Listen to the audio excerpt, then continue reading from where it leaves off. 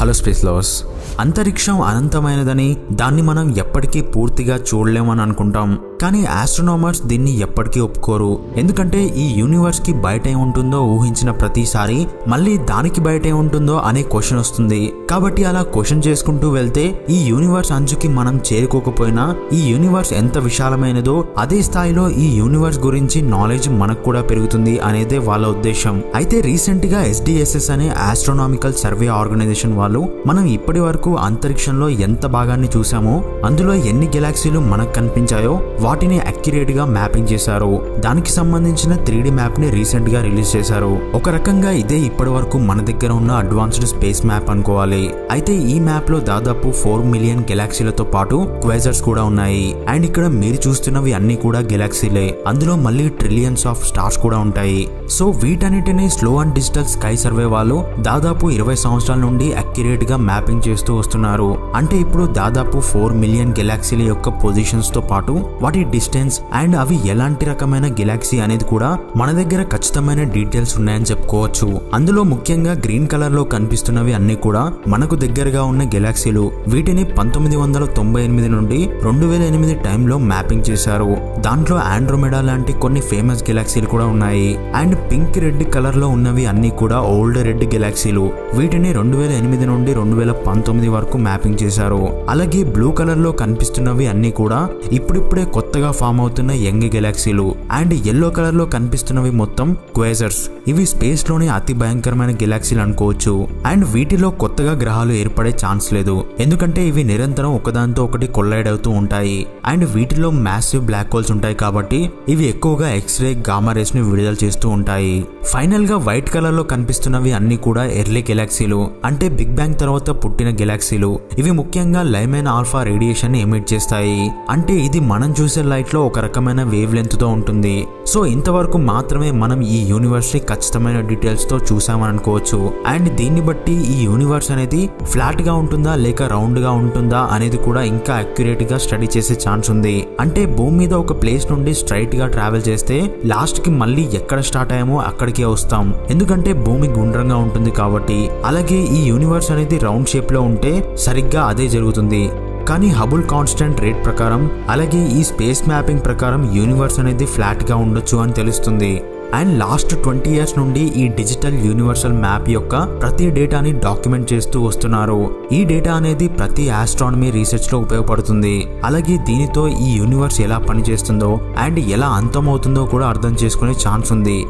And next discovery వచ్చేసి ఇప్పటి వరకు మనం కనుక్కున్న అన్ని ఎక్సో ప్లానెట్లను కేవలం వాటి స్టార్ యొక్క లైట్ తగ్గడం ద్వారా అక్కడ ఒక ప్లానెట్ ఉంది అని కన్ఫర్మ్ చేసుకునే వాళ్ళం. దీన్ని బట్టి ఆ ప్లానెట్ ఎంత సైజ్ లో ఉందో అండ్ ఆ ప్లానెట్ లో ఎలాంటి ఖనిజాలు ఉన్నాయని తెలుసుకునే వాళ్ళం. ఇదంతా కేవలం దాని స్టార్ యొక్క లైట్ ని అబ్జర్వ్ చేయడం ద్వారా మాత్రమే కనుక్కోగలుగుతున్నాం. దాన్ని బట్టి ఆ సోలార్ సిస్టమ్ ఇలా ఉంటుంది అని ఒక ఆర్టిస్టిక్ రెండరింగ్ ని క్రియేట్ చేసి చూసుకుంటున్నాం. కానీ ఇప్పటి వరకు ఆ ఎక్సో ప్లానెట్స్ ఎలా ఉంటాయో మనం డైరెక్ట్ గా చూడలేదు. కానీ ఫస్ట్ టైం మన భూమి నుండి దాదాపు 300 లైట్ ఇయర్స్ దూరంలో ఉన్న ఒక స్టార్ కాన్స్టలేషన్ లో ఒక స్టార్ చుట్టూ తిరుగుతున్న 2 ప్లానెట్స్ ని డైరెక్ట్ గా ఫోటో తీసాం. ఈ ఫోటోని యూరోపియన్ అబ్జర్వేటరీ వాళ్ళు రీసెంట్ గా రిలీజ్ చేశారు. అండ్ ఆస్ట్రానమీ సొసైటీలో ఇది నిజంగా ఒక బిగ్ న్యూస్ అని చెప్పుకోవాలి.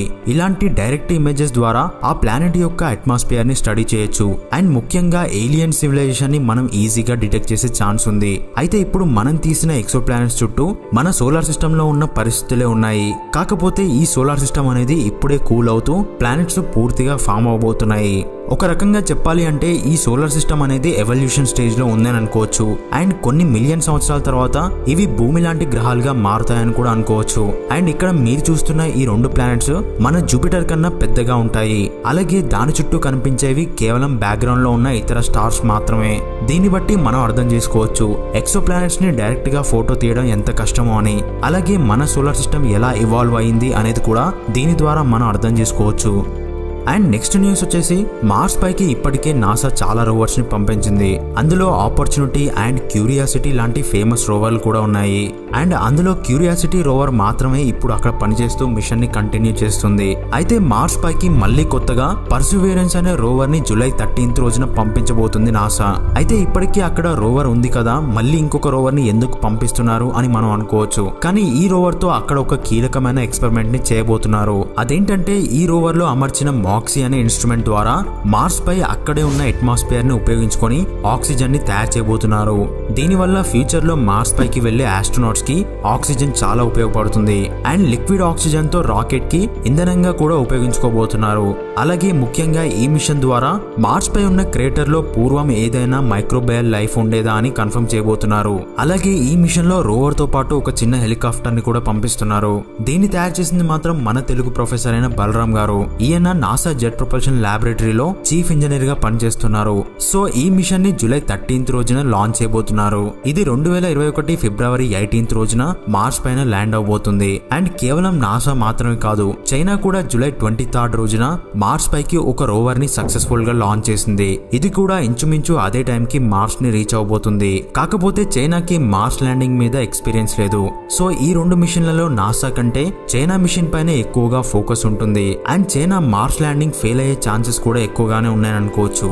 అండ్ చైనాని నాసాతో కంపేర్ చేయలేం కూడా, ఎందుకంటే నాసా ఇప్పటికే చాలా ఫెయిల్యూర్స్ తర్వాత సక్సెస్ఫుల్ గా ల్యాండింగ్స్ చేస్తుంది.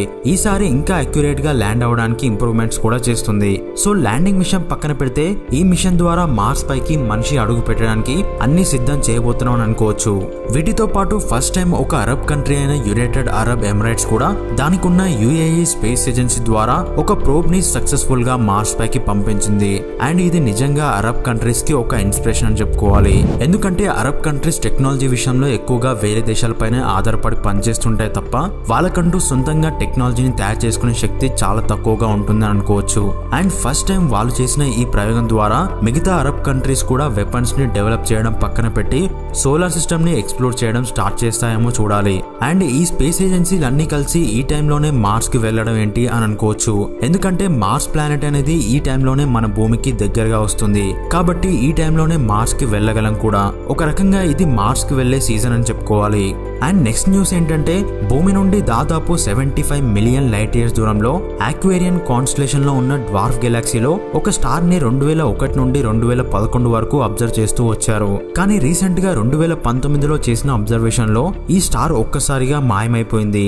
అంటే ఈ స్టార్ కనిపించకుండా పోయింది. అయితే ఇలా స్టార్స్ మాయమవడం అనేది 90s లో ఉన్న డేటా ప్రకారం ఇప్పుడు చూస్తే కొన్ని స్టార్స్ మిస్ అవ్వడం ఇంతకు ముందు జరిగింది. కానీ లేటెస్ట్ గా చేసిన అబ్జర్వేషన్స్ లో ఒక స్టార్ ఉన్నట్టుండి మాయమైపోవడం అనేది ఇదే ఫస్ట్ టైం అని చెప్పుకోవాలి. దానికి సంబంధించి యూరోపియన్ సదర్న్ అబ్జర్వేటరీ వాళ్ళు రీసెంట్ గానే ఈ అనౌన్స్మెంట్ చేశారు. అయితే ఈ స్టార్ మాయమవడానికి కారణం అది బ్లాక్ హోల్ లోకి పడిపోయి ఉండొచ్చు అని, లేదంటే దాని బ్రైట్నెస్ అనేది మనకు కనిపించినంతగా తగ్గి ఉండొచ్చు అని కొన్ని స్పెక్యులేషన్స్ చేస్తున్నారు. కానీ ఖచ్చితంగా ఈ స్టార్ ఎలా మాయమైంది అనేది చెప్పలేకపోతున్నారు. అండ్ స్టార్ మాయమైపోవడానికి కేవలం ఆస్ట్రోనామికల్ ఈవెంట్సే కారణం అని అనుకోలేం. కొన్ని హైపోథెటికల్ ఏలియన్ ఈవెంట్స్ కూడా జరిగే ఛాన్స్ ఉండొచ్చు అనేది కొంతమంది వాదన. అండ్ ఫైనల్ న్యూస్ గురించి మాట్లాడుకుంటే స్పేస్ ఎక్స్ ఫస్ట్ టైం ఇద్దరు ఆస్ట్రోనాట్స్ ని ఫాల్కన్ హెవీ డ్రాగన్ క్యాప్సూల్ లో ISS కి సక్సెస్ఫుల్ గా పంపించింది అని మనందరికీ తెలుసు. అయితే మే 31st కి వెళ్లిన ఈ ఇద్దరు ఆస్ట్రోనాట్స్ మళ్ళీ ఆగస్టు 2nd కి భూమి మీద ల్యాండ్ అవబోతున్నారు. ఈ ల్యాండింగ్ US కి అలాగే నాసాకి చాలా ఇంపార్టెంట్ అని చెప్పుకోవాలి. ఎందుకంటే సక్సెస్ఫుల్ లాంచింగ్ అనేది ఎంత ఇంపార్టెంటో అలాగే సక్సెస్ఫుల్ ల్యాండింగ్ అనేది కూడా అంతే ఇంపార్టెంట్ అని చెప్పుకోవాలి. ఒకవేళ స్పేస్ షటిల్ లాగే స్పేస్ ఎక్స్ క్రూ డ్రాగన్ కూడా ల్యాండింగ్ లో ఫెయిల్ అయితే మళ్ళీ ఇద్దరు ఆస్ట్రోనాట్స్ ని కోల్పోయే ఛాన్స్ ఉంది. కాబట్టి నాసాకి అండ్ స్పేస్ ఎక్స్ కి ఇది ప్రెస్టీజియస్ ల్యాండింగ్ అవబోతుంది అని అనుకోవాలి. అండ్ ఈ ల్యాండింగ్ ని space X team live streaming చేయబోతుంది. కాబట్టి ఆగస్టు 1st రోజున ISS నుండి అన్డాకింగ్ అయ్యి ఆగస్టు 2nd రోజున భూమి మీద ల్యాండ్ అవబోతున్నారు. కాబట్టి స్పేస్ లవర్స్ అందరూ చూస్తారని అనుకుంటున్నాను. సో ఫైనల్ గా ఇది ఈ వారం స్పేస్ డిస్కవరీస్ తో పాటు స్పేస్ న్యూస్ గురించి. ఈ వీడియోలోని ఇన్ఫర్మేషన్ మీకు నచ్చితే తప్పకుండా ఒక చిన్న లైక్ చేయండి. అండ్ స్పేస్ లవర్స్ చాలా తక్కువగా రేర్ గా ఉంటారు. కాబట్టి మన ఛానల్ ని వీలైనంత వరకు షేర్ చేయడానికి ట్రై చేయండి. అండ్ ఇంట్రెస్ట్ ఉన్న వాళ్ళు సబ్స్క్రైబ్ పక్కనే ఉన్న జాయిన్ మెంబర్షిప్ ద్వారా ఈ ఛానల్ కి సపోర్ట్ చేయొచ్చు. సో నెక్స్ట్ వీడియోలో మళ్ళీ సీరియస్ టాపిక్స్ గురించి డిస్కస్ చేసుకుందాం. And thanks for watching.